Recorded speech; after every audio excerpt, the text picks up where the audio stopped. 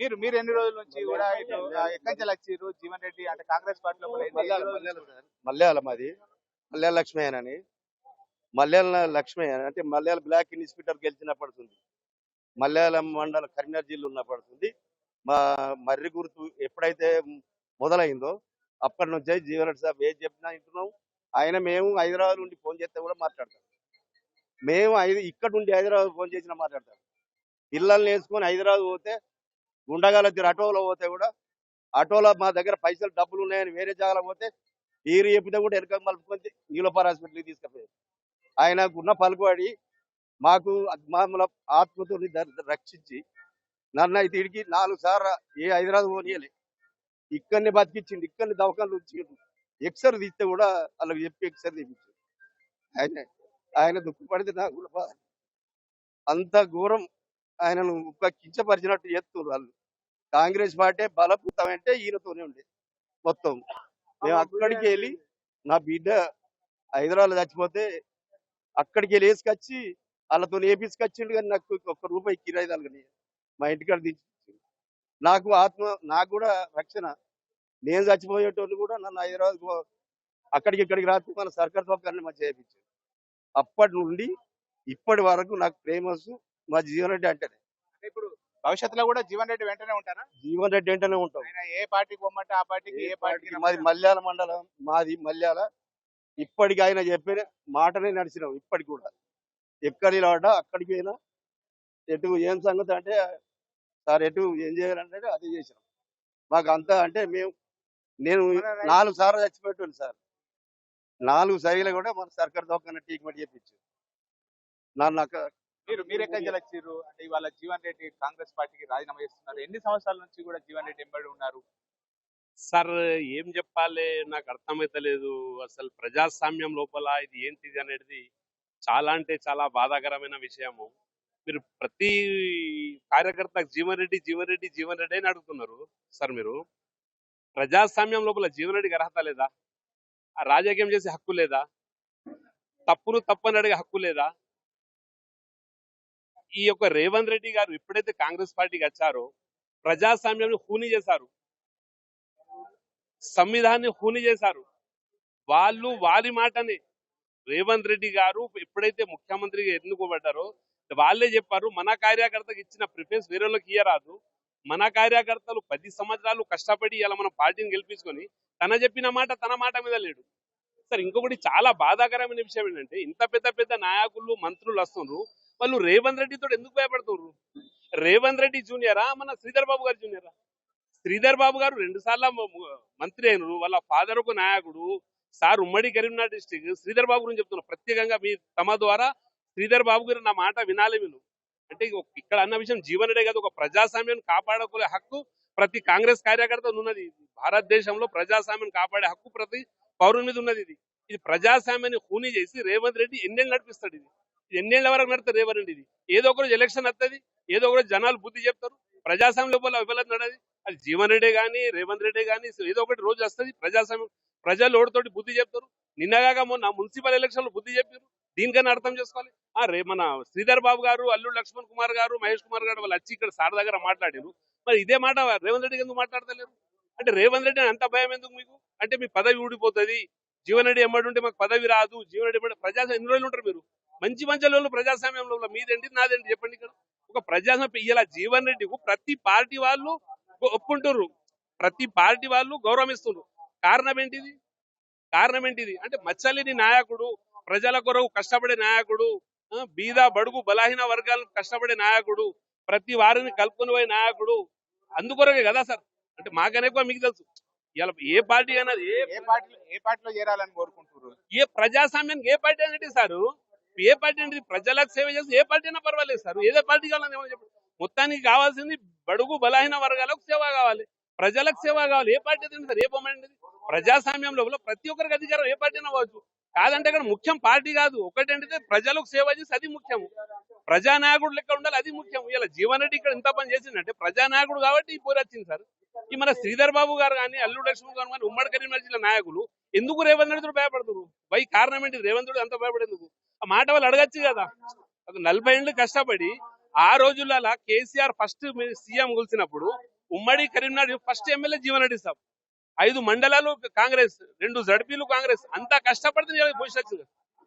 మేము సార్ ఒక్క చిన్న మాట చెప్తున్నా, ఒకటే చిన్న మాట. శ్రీధర్ బాబు గారు కొంచెం చెప్పండి మాట ఇది. ఇవాళ మన ప్రభుత్వం వచ్చి 2.5 సంవత్సరాలు సార్, నామినేట్ పోస్ట్ ఒక్కడన్నా మన జగిత్యాలకి ఇచ్చిర్రా? అంటే మేము 10-20 ఏళ్ళ నుంచి జెండా మోసి మేము సత్తే మాకు ఇలా మా పోస్ట్ ఆఫీస్ అంటే మాకు బాధ కదా అది. జీవన్ రెడ్డి మాట పక్కకు పెట్టండి, ఫస్ట్ మా కార్యకర్తల మాట వినండి మీరు. ప్రతి నియోజకవర్గం వల్ల నామినేట్ పోస్ట్ ఇచ్చిండ్రు. జీవన్ రెడ్డి కూడా మీ కార్యకర్తలకు అన్యాయం జరిగింది కాబట్టి ఈ నిర్ణయం తీసుకుంటాడు. అది 100% వాళ్ళు గమనించాలి కదా, పార్టీ హైకమాండ్ గమనించాలి కదా. జీవన్ రెడ్డి తనకు అన్యాయం కాదు, తనకు అన్యాయం అయితే ఏమైనా పర్లేదు, కానీ తాను నమ్మినటువంటి కార్యకర్తలు, కాంగ్రెస్ పార్టీకి సేవ చేసినటువంటి వారికి ఇవాళ అన్యాయం అవుతుంది, జగిత్యాల నియోజకవర్గంలో అన్యాయం అవుతుంది కాబట్టి నేను ఈ నిర్ణయం తీసుకున్నాను. 100% సార్, 100 ప్రజాస్వామ్యం లోపల ప్రజాస్వామ్యం కావాల్సింది ఏంటిది? నాయకుడు ఎప్పుడైతాడు? ప్రజలను మేలు చేసినప్పుడే ప్రజానాయకుడు అవుతాడు కదా సార్. ప్రజలు మేలు చేసిన ప్రజానాయకుడు అవుతుంది కదా. ఇప్పుడు ఇవన్నీ కొట్టాడదు అంతే కదా సార్. సార్ ఎప్పుడైనా మంత్రి పదవి అడిగినరా, ఏమైనా పోస్ట్ అడిగినరా?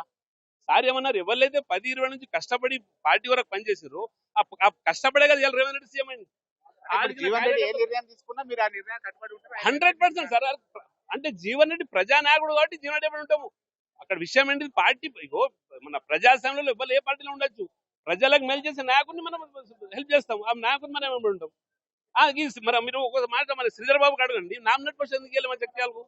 అంటే మేము ఇన్నేళ్ళు కష్టపడుతున్నాం కదా, ఇలా మీరు శ్రీధర్ బాబు మంత్రి అయింది, కార్యకర్తలు కష్టం కదా సార్, వాళ్ళ మంత్రులు అయింది. మరి వాళ్ళు ఎందుకు అర్థం చేసుకోవడం మాట ఇది? ఇంకా మాకన్నా సీనియర్ వాళ్ళు, మాకన్నా మేధావులు వాళ్ళు. సరే సార్, కొంచెం మొత్తానికి అయితే చూడొచ్చు, ఇక్కడ జీవన్ రెడ్డి ఇంటికి పెద్ద ఎత్తున కూడా అటు కార్యకర్తలందరూ కూడా, అంటే జీవన్ రెడ్డి అభిమానులు ఉమ్మడి కరీంనగర్ జిల్లా వ్యాప్తంగా కూడా పెద్ద ఎత్తున కూడా ఇక్కడ జీవన్ రెడ్డి ఇంటికి వస్తున్నారు. మరికొద్ది సేపటి లోపల జీవన్ రెడ్డి ఇక్కడ ఇంటి నుంచి ఇటు ఫంక్షన్ హాల్కు వెళ్ళిన తర్వాత భవిష్యత్ కార్యాచరణ ప్రకటిస్తానని చెప్పి అంటున్నటువంటి నేపథ్యం. మీరు ఎక్కడి నుంచి వచ్చారు జీవన్ రెడ్డి గారితో ఎన్ని రోజుల నుంచి? నేను 31 సంవత్సరం నుంచి ఉంటున్నా. నా వయసు 47 సంవత్సరాలు. నేను 31 సంవత్సరం నుంచి ఉంటున్నా. జీవన్ రెడ్డి గారు అభిమాని నేనే కాదు, మా నాన్న, ఇప్పుడు నా కొడుకు కూడా అట్లా. మేము కుటుంబ పరంగానే మాకేదో పార్టీ కాంగ్రెస్ అని కాదు, జీవన్ రెడ్డి అభిమానులం. జీవన్ రెడ్డి సాబే మాకు పార్టీ, జీవన్ రెడ్డి సాబ్ ఏదైనా మేము జీవన్ రెడ్డి తోపుతోనే పయనం ఉంటాం. ఇప్పుడు ఈ ముఖ్యంగా చెప్పాల్సింది ఏంటంటే, ఇప్పుడు రేవంత్ రెడ్డి ఏమో అనుకున్నాడు, ఏమో అనుకొని ఇప్పుడు కొత్త పిల్లం వచ్చినాక పాత పిల్లాన్ని ఇడిచినట్టు మమ్మల్ని దూరం పెట్టి ఏదో కథలు చేస్తున్నాడు. ఆయన కథలు అనేవి ఏమైతాయంటే ఇది పార్టీ నాశనానికి అయిపోతుంది. ఆయన పరిస్థితి కూడా ఏమనుకుంటుండంటే, నేను ఎల్లకాలం ఉంటా కావచ్చు అనుకుంటూ ఉంటే మాటకి 5 సంవత్సరాలే ఉంటాడు. ఇట్లా మమ్మల్ని జగిత్యాల్లో ఉన్న కాంగ్రెస్ కార్యకర్తలను చాలా ఇబ్బంది పెట్టిండు. ఇబ్బంది పెట్టడమే కాకుండా ఎంత అంటే అంత. ఇప్పుడు ఆయన సంజయ్ కుమార్, నేను 2018లో ఒక పని చేసిన, నేను సర్పంచ్గా పనిచేస్తే 2023 కాంగ్రెస్ గవర్నమెంట్ వచ్చేదాకా నాకు బిల్ ఇప్పియనియలే. అంత కాంగ్రెస్ కార్యకర్తలు అంత అరేంజ్మెంట్ చేసి ఆయనే ఇవాళ ఈ పార్టీలోకి వచ్చి మళ్ళీ ఇప్పుడు పెద్ద నాయకులందరినీ కూడా బాగా ఇబ్బంది పెడుతున్నాడు. పెద్ద నాయకులు ఇప్పుడు రేవంత్ రెడ్డి కదా, కాంగ్రెస్ లో ఉండి గత బీఆర్ఎస్ ఎమ్మెల్యే ఆయన ఉన్నప్పుడు మీరు అందరు కూడా ఇబ్బందులకు గురైనాం, చాలా గురైనాం. ఆయనతోని చాలా అంటే చాలా. ఈ జగిత్యాల కాన్స్టిట్యున్సీలా 2014 నుంచి మొదలుకుంటే 2023 వరకు ఆయన బీఆర్ఎస్ లో ఉన్నప్పుడు ఇక్కడ ఉన్న కార్యకర్తలను చాలా ఇబ్బంది పెట్టిండు. ఏ విధంగా చేయాలంటే ఆ విధంగా కేసులు పెట్టించిండు, ఏదంటే అది చేసి నా దగ్గరికి రావాలి. ఆయన 2014లో ఎమ్మెల్యే ఓడిపోతే సారు 2014లో ఉత్తర తెలంగాణ ఏకైక ఎమ్మెల్యేగా గెలిస్తే ఆయనే ఇక్కడ కవితో చేంజ్ చెప్పింది, మా ఎమ్మెల్యే సంజయ్ అని చెప్పింది. సంజయ్ అని చెప్పి ఈ కాంగ్రెస్ జీవన్ రెడ్డి సాబ్ మనసులను, ఇక్కడ కాంగ్రెస్ అని కాదు జీవన్ రెడ్డి సాబ్ మనసులను 2014 నుంచి 2023 గవర్నమెంట్ వచ్చేదాకా ఇబ్బంది పెట్టి ఇవాళ గుంటనక్క లెక్క మళ్ళీ ఇందులో చేరి మళ్ళీ ఇప్పుడు ఇబ్బంది పెడుతున్నాడు. ఇది పరిస్థితి. ఇప్పుడు రేవంత్ రెడ్డి అన్నాడు కదా, నేను అందరినీ తొక్కుకుంటా వచ్చినా అని చెప్పి ఒక పాట పట్టుకున్నాడు కదా, ఆ పాట ప్రకారం తొక్కుంటూ వచ్చిండు. ఇప్పుడు ఇక్కడికి వెళ్ళి తొక్కుడు చాలా అవుతుంది ఆయనకు కూడా. ఇవాళ ఆయన కొడంగల్ నుంచో ఎక్కడికి వెళ్ళి తొక్కుంటూ వచ్చి చెప్పాడు, ఇవాళ జగిత్యాల నుంచి తొక్కుడు చాలా అవుతుంది. ఇటువంటివి ఇట్లా చేసిన వాళ్ళు ఎవరు కూడా పేరుకు రాలేదు. జీవన్ రెడ్డి సాబు 43 ఏళ్ల నుంచి ఆయన పార్టీని పట్టుకొని లాభం జరిగినా నష్టం జరిగినా ఏది జరిగినా అట్లంటే మరి 2014లో కేసీఆర్ రమ్మన్నటువంటి ఇలా సంజయ్ కుమార్ అంటే ఇక్కడ ఉండబోతుండే, సంజయ్ కుమారే ఉండబోతుండే. సంజయ్ కుమార్ 2 సార్లు ఎమ్మెల్యే కాకపోతుండే.